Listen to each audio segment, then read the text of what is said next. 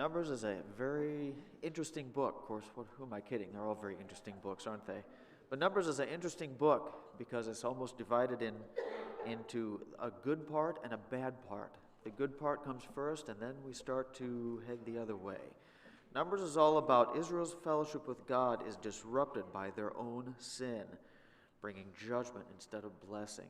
And God set up the sacrificial system and the whole Levitical system and all the law.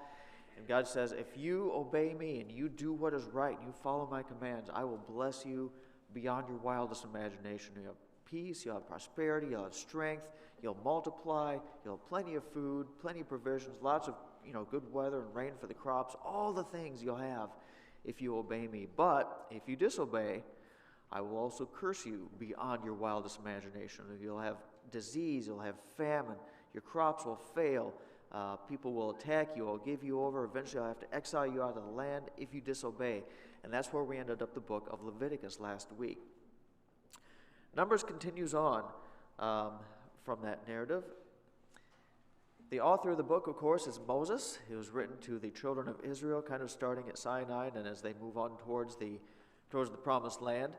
The message I just read to you already, Israel's fellowship with God is disrupted by their own sin, bringing judgment instead of the blessing. They had two choices, either blessing or judgment. And unfortunately, too much of the time they chose the judgment, the bad part. They chose to disobey.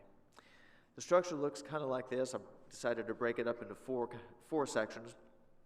Chapters 1 through most of chapter 10 is obedience to God. The last part of chapter 10 through 21 is rebellion against God. 22 through 25 is God's faithfulness to his covenant in spite of Israel's rebellion. And then we finish up the book with preparation for God's blessing with the next generation of Israel. In chapter 1, we see a bunch of numbers, which I guess is where the book probably gets its name, isn't it? God comes to Moses and says, Moses, I want you to take a census of all the people who are of fighting age. That is, all the men from age 20 and up who are able to fight in the army and go on my military conquest for me. I need you to number all those people. And so God gives a person who's to be in charge of helping with each tribe, going around and numbering all the people. And God says, take these people and go number my warriors. And so they go tribe by tribe by tribe. And we will not read through all of these things. We'll kind of summarize these. But it starts with Reuben, Israel's firstborn, their generations. I'm in verse 20. By their clans, by their fathers' houses, according to the number of names, head by head. Every male from 20 years old and upward, all who were able to go to war. Those listed to the tribe of Reuben were 46,500 of the people of Simeon. And then it gives the same numbers for Simeon, and of Gad, and Judah, and Issachar, and all the way down the list. But what I want to point out here, not just the numbers that we see, but we see the progress here in verse 19 of chapter 1, and also again in verse 54 of chapter 1, where it says, thus did the people of Israel, they did according to all that the Lord commanded Moses. God gave a command, go number the people. And the people said, yes, sir, we will line up and be counted. And so Moses appointed servants, and the servants went and counted. They did everything just like God said, and everything was good, right? Everything was fine. Then we get into chapter 2, where you have the arrangement of the camp. God says, I'm going to put the tabernacle right here kind of in the center, and I want the Levites to camp around the tabernacle in just a certain way, and I want this tribe and this tribe and this tribe to camp on the east, and these tribes to camp on the north, and these tribes to camp on the south.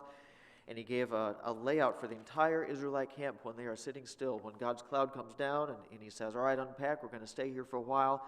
It wasn't just chaotic. It wasn't a great big mangled mess of 2 million people trying to figure out where they can find a spot for the tent. It was very much orderly, very much structured. God had a way he wanted it done, so it was very, like I said, orderly and non-chaotic. And they arranged in this way, and everybody went to their assigned places. And we see in verses 33 and 34 of chapter 2, it says, the Levites were not counted. Verse 34, thus did the people of Israel, according to all that the Lord commanded Moses, so they camped by their standards, and so they set out, each one in his clan, according to his father's house. Everything that God told Moses to do, that's what they did, and things were great. Then they went on to numbering the Levites. During the census, God said, don't count the Levites. I'm counting the warriors right now, but the Levites are not the warriors. They are specifically assigned to do my work with the temple and the sacrifices and all the things. They are to serve me specifically.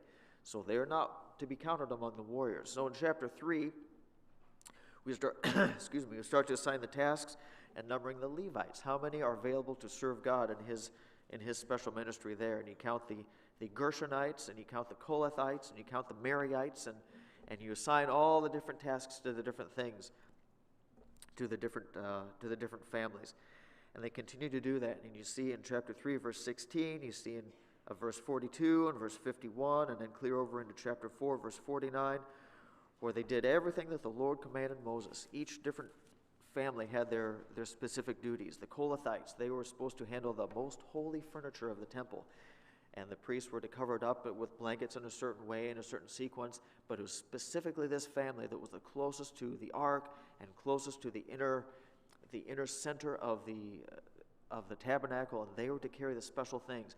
And then the other tribes were supposed to carry, the other families within the Levites were supposed to carry the structure of the tent itself, the tabernacle and the coverings and the stakes and the posts and all that kind of thing. And then another family was to carry the tent wall that went around the entire tabernacle, and everybody had their assigned duties, and they did so just as the Lord commanded Moses, and they were very obedient, and things were going really, really well. We continue on. We get to some regulations concerning defilement and consecration. Again, we'll not read through all these. We're just going to summarize them.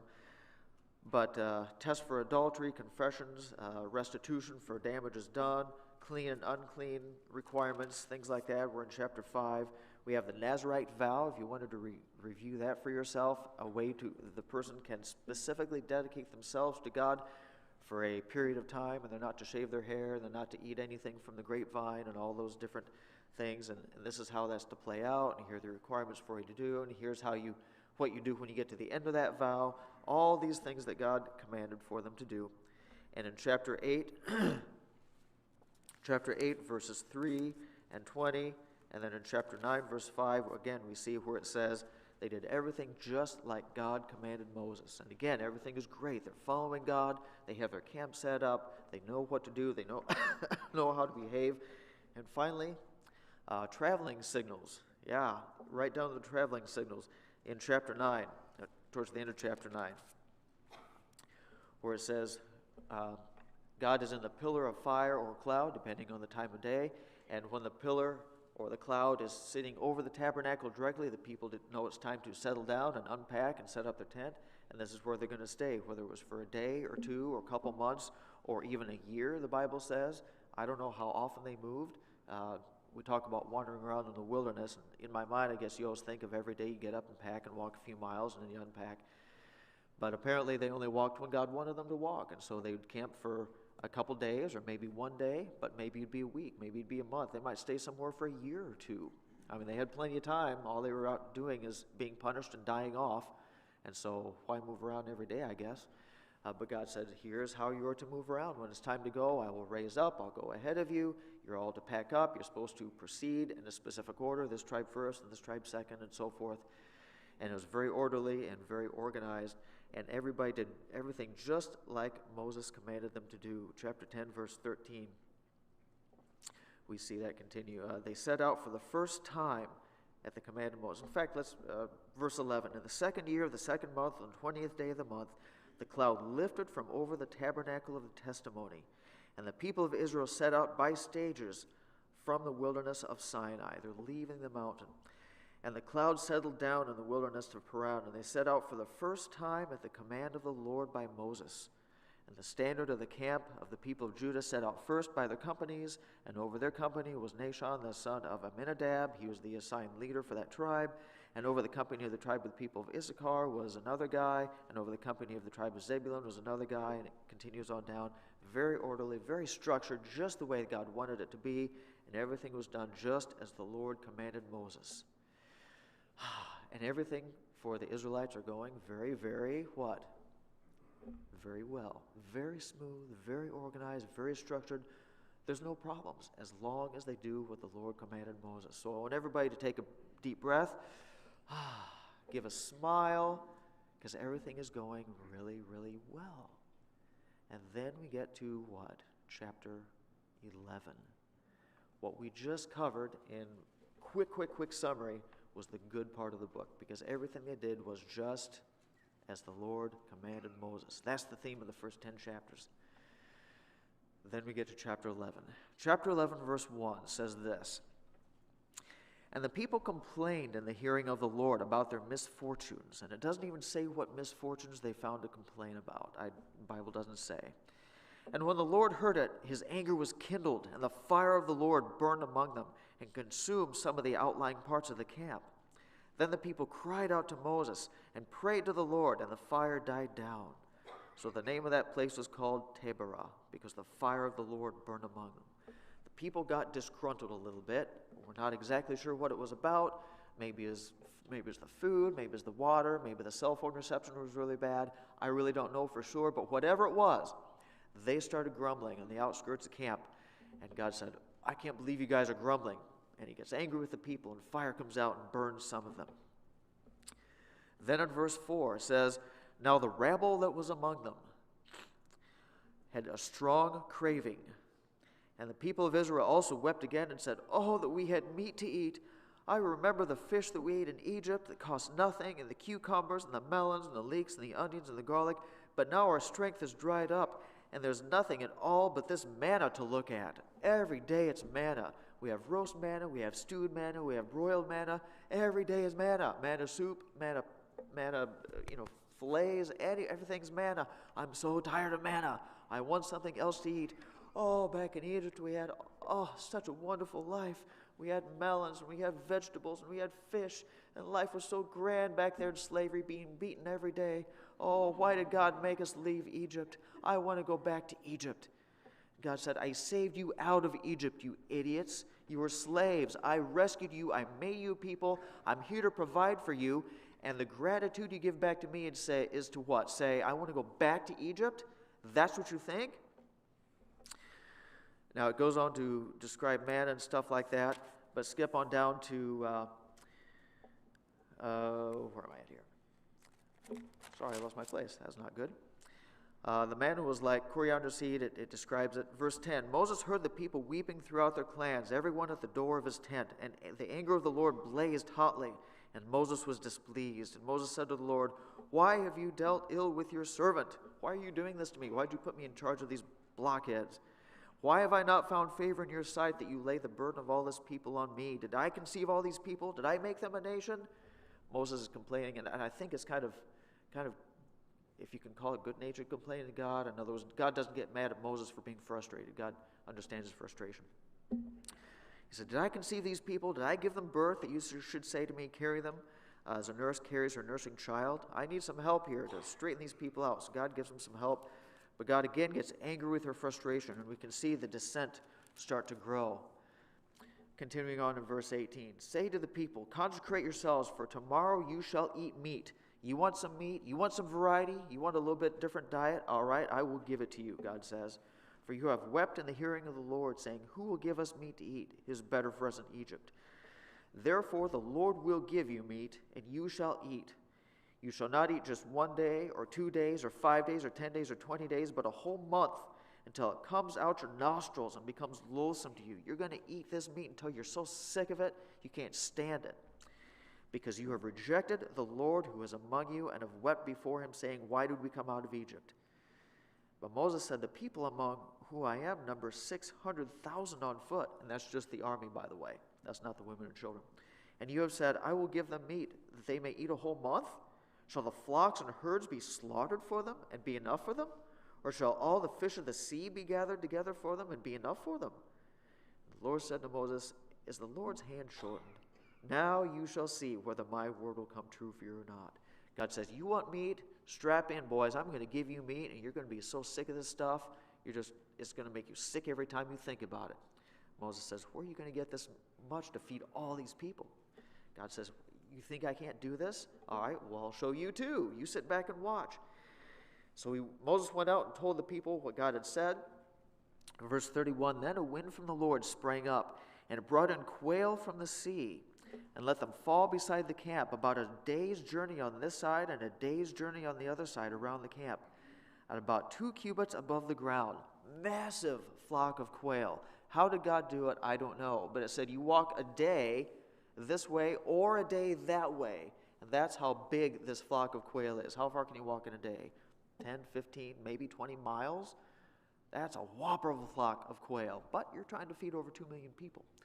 And he brought it in. I love how it specifies here. What does it say? About 2 cubits above the ground. A cubit is about 1.5 feet. 2 cubits is 3 feet. God brought it in such a convenient manner. They did not even have to bend over to pick it up. How is that for service, huh? It's like a drive-in restaurant or something. Just fly up to you and hit you in the stomach, and you grab one and put it in your sack. 3 foot above ground, 4 miles, wide, flock of quail, and they're just everywhere. And the people go out and they just pick them out of the air, put them in their bag, and pick another out of the air and put it in their bag. Those who gathered the least gathered 10 homers, and I have a footnote here. A homer is about 6 bushels. So the laziest guy, who gathered the least of anybody, had 60 bushels of quail. Now it's a 60 bushels of quail. Everybody got that? 2 million people gathering quail, and every person has 60 bushels? Oh, yeah. What did God say? I'm going to give you so much meat you can't stand it. And they spread them out for themselves all around the camp. Verse 33, while the meat was yet between their teeth, though, before it was even consumed, the anger of the Lord was kindled against the people, and the Lord struck down the people with a very great plague. You want meat? Fine. You get sick on this stupid meat. And before they even ate it, God sends this plague as a punishment to them. Therefore, the name of that place was called Kilbrath Havathatha, because they buried the people who had the craving. You guys have all this quail, but I'm so angry at you. You're insubordinate, you're obstinate, you're disrespectful, you're ungrateful. Here's your meat, but it's going to cost you. I'm going to send a plague among you. So from there, they moved on. So again, you can see the grumbling and the complaining start to infiltrate the camp. Finally, we get down to chapter 12, and we see it's come even clearer the very central leadership of the camp. Chapter 12, verse 1, Miriam and Aaron spoke against Moses because of the Cushite woman whom he had married. That's another sermon for another time. But they are angry at this wife that he took, a Cushite, for he had married a Cushite woman. Verse 2, and they said, has the Lord indeed spoken only through Moses? Has he not spoken through us also? Aaron says, I'm the priest. Don't I know what's going on? And Miriam said, I'm a prophetess. Don't I know what's going on? Why do we always have to listen to little brother here? Who does he think he is? He thinks he's so special. He thinks he's the big boss, doesn't he? Why do we have to listen to him? And the Lord heard it. Verse 3, now the man Moses was very meek, more than all the people who were on the face of the earth. Why does it throw that in there? Why does it throw that statement in there? And what's going on? I think, just kind of my guess here, it doesn't explicitly say, probably because Moses would have said, maybe you're right. Maybe I shouldn't be leading this people. I'm not sure he would have stood up and fought for, quote, his place, which I think is a good thing. I mean, God kind of commends that here. Moses is a super meek person. And his own brother and his own sister, who God is also using in leadership, the priest and the prophetess leading the people, they attack Moses and say, who do you think you are bossing us around all the time? In my opinion, because of this verse, Moses probably would have said, you're right, I'm nothing. Maybe I shouldn't be. Maybe we should form a tribunal or something like that. And so God himself comes down and defends Moses. Verse 4, suddenly the Lord said to Moses and to Aaron and to Miriam, come out, you three, to the tent of the meeting. And the three of them came out, and the Lord came down on a pillar of cloud and stood at the entrance of the tent and called Aaron and Miriam, and they both came forward. And he said, hear my words. If there is a prophet among you, I, the Lord, make myself known to him in a vision. I speak with him in a dream. But not so with my servant Moses. He is faithful in all my house. With him I speak mouth to mouth, clearly, not in riddles, and he beholds the form of the Lord. Why then were you not afraid to speak against my servant Moses? God says, everybody else I speak to, I come to in a dream or a vision or something like that. I give him an oracle. That's not the way I talk to Moses. This guy that you're just trying to tear down, say, who are you to boss us around? He's the one that I come down to and speak to face, like a friend does with a friend. He comes out of the tent and he is glowing and he has to put a veil on his face. That's how close he is to me. Who do you think you are to criticize my friend Moses? And probably Aaron and Miriam felt about, that big at that time. Oh boy, that's a bad day when God himself speaks to you verbally and says, you are wrong. Who do you think you are? Verse 9, the anger of the Lord was kindled against them, and he departed. Well, verse 10, when the cloud was removed from over the tent, behold, Miriam was leprous, like snow. And Aaron turned towards Miriam, and behold, she was leprous. And Aaron said to Moses, Oh, my Lord, don't punish us, because we have done foolishly and have sinned. Oh, so now he goes from being the little brat to, oh, my Lord, huh? Not capital L-O-R-D, lowercase, master, the one who I am subservient to. God has just completely chewed me out, and now I recognize that you are in control here, and so I'm going to call you master. But look what happened to Miriam, my master little brother. And Aaron's, do not punish us because we have done foolishly and have sinned. Let her not be as one who's dead, whose flesh is half eaten away when he comes out of his mother's womb. And Moses cried to the Lord, Oh God, please heal her, please. But the Lord said to Moses, If her father had but spit in her face, should she not be shamed for 7 days? If a girl angers the father, and the father punishes her, and in this case spits in her face, makes her unclean, she'll be unclean for 7 days and has to be outside the camp. God says, that's what I'm doing to Miriam right now. She's been obstinate, she's been rebellious, she is the upper echelons of leadership in this company, and she's trying to subvert Moses, my servant and my friend. She has to be punished, and so I am making her unclean for 7 days with this leprosy. Let her be shut outside the camp for 7 days, and after that she may be brought in again. So Miriam was shut outside the camp for 7 days, and the people did not set out on the march until Miriam was brought in again. And after that, the people set out from where they were and encamped in the wilderness of Paran. But we can see how the disgruntledness and the complaining and the hard-headedness and the stubbornness is spreading throughout the camp, and the true nature of these Israelite people are becoming more and more obvious all the time. Finally, we get to chapter 13 then. Chapter 13 is the story that's well known. Again, we'll not read it right now. 12 spies were sent into Canaan, weren't they? 10 were, and 2 were, 10 were bad and 2 were good.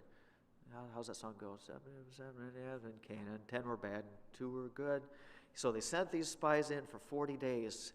Moses said, go out and search out the land. Tell us what all kind of goodies are in there so that we can get excited.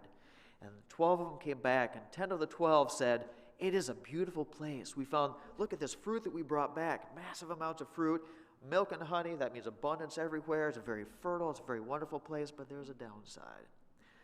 See, there's already people living there, and they're not super excited about giving up their real estate. And those people just so happen to be giant people, the sons of Anak, the Anakites, the Nephilim. They're huge. These guys, we look like little grasshoppers to them. In fact, we look like little grasshoppers to ourselves when we look at them. That's how big they are. And they're super scary, and they're super mean, and there's no way we can go in, especially since we're not a finely tuned, trained army. We're haul along all of our wives and kids and stuff. We're not a fighting machine. We're not some Roman army, which, by the way, wasn't around yet. But we're not a massive superpower army. We can't go in and defeat these guys. They're huge. They're scary. There's no way. We'll be destroyed. And all of our little kids who are with us are going to be slaughtered like little sheep. But 2 of the spies, Caleb and Joshua, stand up and say, wait, no, stop, calm down. God is with us. God has removed protection from them. He's with us. We can go in. We can take them out. Remember what God did to the Egyptians and the sea and all that kind of stuff. He's protected us this far. We can do it. Yes, we can do it. We can go in and take them because God is with us. And the people said, what? Said, how would you like to get stoned right now? And that's what they plan to do. They plan to grab up stones and start stoning these spies, the 2 spies. Continue on in chapter 14. Then all the congregation raised a loud cry, and the people wept that night. And all the people of Israel grumbled against Moses and Aaron again. The whole congregation said to them, Oh, that we had died in the land of Egypt. Oh, that we had died, or that we would died in this wilderness. Why is the Lord bringing us into this land to fall by the sword? Our wives and our little ones will become a prey. Would it not be better for us to go back to Egypt? God, why did you ever bring us out here at all? We wish we had never heard of you, is what they're saying. And they said to one another, let us choose a leader and go back to Egypt. And they're ready to mutiny. Moses and Aaron fall on their faces for a while. Verse 11, and the Lord said to Moses, how long will this people despise me? And how long will they not believe in me in spite of all the signs that I have done among them? I will strike them with pestilence and disinherit them, and I will make of you a greater nation and mightier than they. Again, God says to Moses, step aside. I'm going to wipe them out. They've rebelled against me for the last time. I've showed them who I am. I've taken care of them. I've been there for them. And all they do is grumble and rebel against me. I'm going to wipe them out, Moses, and I'm going to make you a nation instead. How's that sound? How's that sound? If you're Moses, what's your answer? That's got to be a little appealing in some level, right? A, you get rid of all these grumbling troublemakers. B, you get to become the new father of a nation. What's your answer? Probably if I was Moses, part of me would want to say, okay, here you go. I'm tired of dealing with them too. Take them out. But here's what Moses says, verse 13. But Moses said to the Lord, but then the Egyptians will hear of it, for you brought up this people in your might from among them, and they will tell the inhabitants of this land, they have heard that you, O Lord, are in the midst of this people. For you, O Lord, are seen face to face, and your cloud stands over them, and you go before them in a pillar of cloud by day and a pillar of fire by night.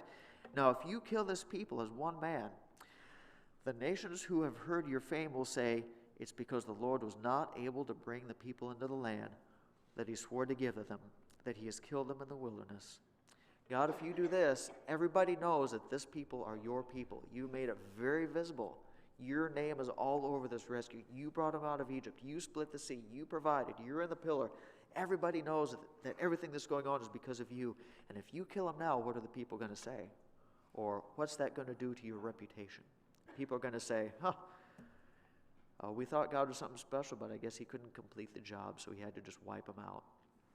I guess God's not as great as we thought. God, your reputation is really going to be damaged if you kill these people. Think of your own glory here, he says. Verse 17, and now please, let the power of the Lord be great as you have promised, saying, the Lord is slow to anger and abounding in steadfast love, forgiving iniquity and transgression, but he will by no means clear the guilty, visiting the iniquity of the fathers on the children to the third and fourth generation. Please pardon the iniquity of this people according to the greatness of your steadfast love, just as you have forgiven this people from Egypt until now. Think of your own reputation, God. I can't defend these people on their reputation because their reputation is rotten. Your reputation, however, is on the line. So please glorify yourself by not killing these people. That's the only reason for you not to destroy these people, is because of your name and your glory. Verse 20, the Lord said, I have pardoned according to your word. But truly as I live, and as all the earth shall be filled with the glory of the Lord, none of the men who have seen my glory and signs that I did in Egypt and in the wilderness, and yet have put me to the test these 10 times, and have not obeyed my voice, shall see the land that I swore to give their fathers. And none of those who despise me shall see it. But my servant Caleb, because he has a different spirit and has followed me fully, I will bring into the land into which he went, and his descendants shall possess it. Now, since the Amalekites and the Canaanites dwell in the valleys, turn tomorrow and set out for the wilderness by the way of the Red Sea. So the people have officially rejected the land. Now, this is not a small deal. Remember the 3 parts of God's promise to Abraham? I will make you a nation, I'll give you a land, and I'll bring to you the ultimate seed, the ultimate promise, the ultimate deliverer. They're already a nation. God's done that. Now it comes time for part 2. They could have had 2 out of 3. And they're standing on the banks of the river looking at the land over there. And they say what? It's too scary. I don't think we can do it. Do you realize the significance of this? They are rejecting God's unconditional promise to them. God, we do not want your promise that you promised us unconditionally. We know you said you'd give us the land, but look, those people are big and scary. We don't think you can do it. Your promise is not worth it. We don't believe you, and we wish you'd never come to us at all, and we'd rather be slaves in Egypt than following you. That's a stunning statement. So God says, fine. You don't want the land? You aren't going to get the land. He says, you are going to have to turn around. You're going to have to wander in the wilderness until all of the voting-age people, all the military-age people that we counted in chapter 1, every last one of them's gone. And you will never, ever, ever, ever see the land. Now, does God eventually still give them the land? Yes. Why? Because the promise was, say the word, promise was unconditional. I don't care what you do to me, I will give you this land. Is God being faithful to that? If that was a conditional promise, they would have lost it a long time ago. But his promise to them is unconditional, and God keeps his word. But that doesn't mean that there are no consequences for misbehavior. So God says, all right, this generation will not get the land. But, verse 26, we continue on. And the Lord spoke to Moses and to Aaron, saying, how long shall this wicked congregation grumble against me? I've heard the grumblings of the people of Israel, which they grumble against me. Say to them, as I live, declares the Lord, what you have said in my hearing I will do to you. Your dead bodies shall fall in this wilderness, and of all your number, listed in the census from 20 years old and upward that we read about in chapter 1, who have grumbled against me, not one shall come into the land where I swore that I would make you dwell, except for Caleb, the son of Jephunneh, and Joshua, the son of Nun. But your little ones, who you said would become a prey, oh, we can't go in the land, they'll kill our children. Those little kids, I will bring them in, and they shall know that the land that you have rejected. But as for you, your dead bodies shall fall in this wilderness, and your children shall be shepherds in the wilderness 40 years, and shall suffer for your faithlessness, until the last of your dead bodies lies in the wilderness. According to the number of the days which you spied out the land, 40 days, a year for each day, you shall bear your iniquity for 40 years, and you shall know my displeasure. I, the Lord, have spoken. Surely I will do to all this wicked generation who are gathered together against me. In this wilderness they shall come to a full end, and there they shall die. And the men whom Moses sent out to spy out the land, who returned and made all the congregation grumble against them, the 10 bad spies. Verse 37, the men who brought a bad report upon the land died by a plague before the Lord. Of those men who went out to spy the land, only Joshua, son of Nun, and Caleb, the son of Jephunneh, remained alive. And there was consequences. So we can see this complaining and rebellious and grumbling attitude spreading throughout the camp, taking over the camp to the highest levels of leadership, and then the entire congregation of Israel gets to such a place where they reject God's ultimate promise for them and say, now we don't even want it. And each time, God brings more and more punishment upon them. Now, when we were back in the book of Exodus, bring your remembering brains here, a long time ago, they were just coming out of Egypt, just approaching Sinai, and they started grumbling. Remember, they grumbled about the water, and then about the food, and then about the water again, then about protection. And at that point, we said, there's grumbling going on, but what's missing in this passage? So far, there has been no what? There's no real punishment or judgments among the people back in Exodus. They're still getting to know each other. God is still proving himself to them. He says, you don't really know me yet, and so I'm going to treat you very carefully. I'll be super patient, super giving.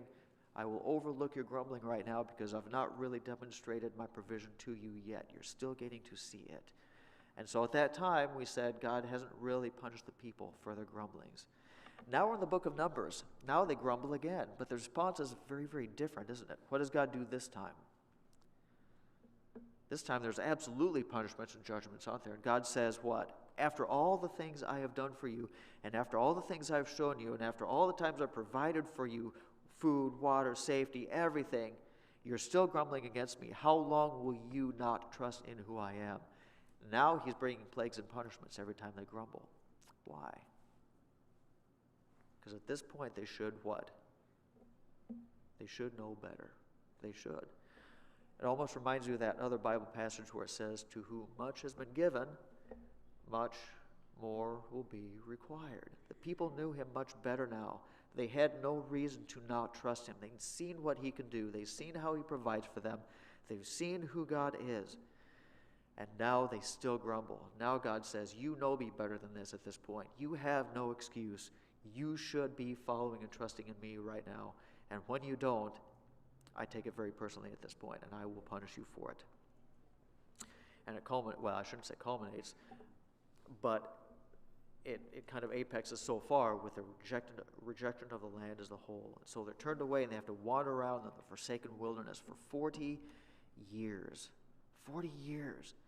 And as the people turn away from the banks of the Jordan River and they turn their backs on the promised land, of course, they regret their decision. They say, oh, we want to go back in. We want to go in. We've changed our minds. God said, don't do it. It's too late. They said, we're going to do it anyway. I won't read the passage here, but it's in the end of chapter 14. The people said, we're going to go up and take the people anyway. We can do it. We believe it. Moses said, it's too late now. God's not with you anymore. You rejected it. Go back to the wilderness. So they turn around. They try to attack some Canaanites and take the land. Sure enough, the Canaanites win. They get beat up. They get slaughtered all the way back. They're running back with their tail between their legs, and they're defeated because God is no longer with them. God says, you've blown it. It's too late for you. I've declared your punishment on you. Just go die in the desert. And your kids, someday I'll bring back here, and they will inherit the land. Chapter 16 then continues on. Unfortunately, you'd think they would have learned their lesson, wouldn't you? But they don't. Chapter 16, verse 1. Now Korah, the son of Izhar, the son of Kolath, son of Levi, and Dathan and Abiram, the sons of Eliab, and On, the son of Peleth, the son of Reuben. You got all that? Took men, and they rose up before Moses with the number of the people of Israel, 250 chiefs of the congregation, chosen from the assembly, well-known men. These are all the social, and if you can call it political leaders, the influencers of Israel is who these people were. But they were led by a man named Korah, who was a descendant of Levi of the Kolath tribe. I don't know if you remember just a few chapters ago, but Kolath was one of the sons of Levi, and the descendants of Kolath, that family was given a very special set of tasks. Do you remember? Probably don't remember what that was. I kind of mentioned it in passing. Their job was to handle the special furniture of the tabernacle. They were in a very privileged position. First of all, they were a tribe of Levi.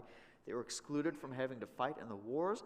They were chosen by God to be his special servants, but even among the Levites, some of them had to carry the post and some had to carry the tent, but this family was privileged with carrying the special articles of worship for the temple. They were as close to the priesthood as they could get without being direct sons of Aaron and priests themselves, but they were very close. And that's the guy who this guy is, Korah, the son of Kolath, the son of Levi. And he's organizing not a worship service, he's organizing a rebellion against Moses. Verse 3, they assembled themselves together against Moses and Aaron and said to them, you have gone too far, for all in the congregation are holy, every one of them, and the Lord is among them. Why then do you exalt yourselves above the assembly of the Lord? That sounds a lot like what Aaron and Miriam said to Moses, isn't it? Who do you think you are bossing us around? God has chosen out for himself all of Israel. Why do you think you can stand up above everybody else and boss everybody around? Who do you think you are? Verse 4, when Moses heard it, he fell on his face, and he said to Korah and his company, in the morning the Lord will show who is his and who is holy, and will bring him near to him. So they set out this task. He says, everybody, excuse me, every one of you grab a censer, a thing in which you burn incense to the Lord. Everybody grab one, come to the tent of meeting tomorrow, and we're going to see who is in the right. Verse 28, and Moses said, hereby you shall know that the Lord has sent me to do all these works, and that it has not been of my own accord. Moses says, I'm not trying to be the boss. God picked me to do this. I'm just following what he says. I'm not trying to lord it over anybody. Verse 29, if these men die as all men die, or if they are visited by the fate of all mankind, then the Lord has not sent me. If everybody here just dies a natural death and they live to a ripe old age, then I'm nobody special. Verse 30, but if the Lord creates something new, and the ground opens its mouth and swallows them up with all that belongs to them, and they go down alive into Sheol, the grave, then you shall know that these men have despised the Lord. Verse 31, and as soon as he had finished speaking all these words, the ground under them split apart, and the earth opened its mouth and swallowed them up with their households and all the people who belonged to Korah and all of their goods. So they and all that belonged to them went down alive into Sheol, and the earth closed over them, and they perished from among the midst of the assembly. And all Israel who were around them fled at the cry, for they said, lest the earth swallow us up. The earth is going to swallow us too. Oh no. Verse 35, and fire came out from the Lord and consumed the 250 men offering the incense. Whoa! Kind of like what happened to the two sons of Aaron earlier. Remember Nadab and Abihu? Fire comes out from God and just incinerates them. So the ground opens up and swallows the instigators, and all the followers of the instigators get fried by God's fire, and everybody's running around screaming, and the only thing left are 250 incense burners laying there on the ground because their carriers have been vaporized into ash. And it's a sobering thing. Verse 41, but on the next day, all the congregation of the people of Israel, what did they do in response? Again. Verse 41, they grumbled against Moses and Aaron, saying, you have killed the people of the Lord. What are you doing? And when the congregation had assembled against Moses and against Aaron, they turned towards the tent of meeting. Behold, the cloud covered it, the glory of the Lord appeared. Moses and Aaron came to the front of the tent of meeting. They said, get away from the midst of this congregation, that I may consume them in a moment, God said. They fell on their faces. Once again, they plead for the people. Fast forward verse 48, and he stood between the dead and the living of this plague that God was inflicting upon the people, and the plague was stopped. Those who died in the plague were 14,700, besides those who had died in the affair of Korah. And Aaron returned to Moses at the tent of meeting, and the plague was stopped. And these rebellions are starting to get pretty expensive, aren't they? God's not taking this lightly, but the people keep rebelling, they keep complaining, they keep grumbling, they keep not following what they're supposed to do. So there's Korah's rebellion. We also have the general rebellion going on, and the people are not following God at all. Things are going so well up through chapter 10. Things are going so smoothly. There were no problems. But the people refuse to obey. I wish I could say it gets better from here. But the next story is one that we'll cover next week, but I think I don't know if I'd call it the pivotal story of Numbers, but I think it's maybe one of the most insightful. It kind of summarizes everything that's going on here. It's a story about a guy named Balaam. And I'm not going to tell you the story this week. We don't have nearly the amount of time. But next week I'm going to tell you the story of Balaam. We're going to see what this weird, oddball story is in Numbers. What's it for? What are we supposed to learn from this weird guy who talks to his own donkey? What a strange situation. Let's leave it there. We'll pray and we'll dismiss. Dear God, we thank you this morning again for this book of Numbers. Unfortunately, we can see a lot of human nature in this book. Yeah, well, you've shown us yourself. You show the people yourself. You show them who you are, your strength, your provision, all those type of things. And still they constantly rebelled. And we read these stories and we think, how stupid are these people that they keep rebelling all the time? I don't understand. And then we look at our own society and maybe even our own selves individually and say, yeah, we have a tendency to do the exact same thing sometimes. And so we see way too much of our own selves in these passages. Help us to learn from their mistakes so we don't do the same thing. Help us to follow you and trust who you are and recognize your strength and your faithfulness and all those things that we love about you. In Jesus' name I pray, amen. You are dismissed. Next week we finish the book of Numbers.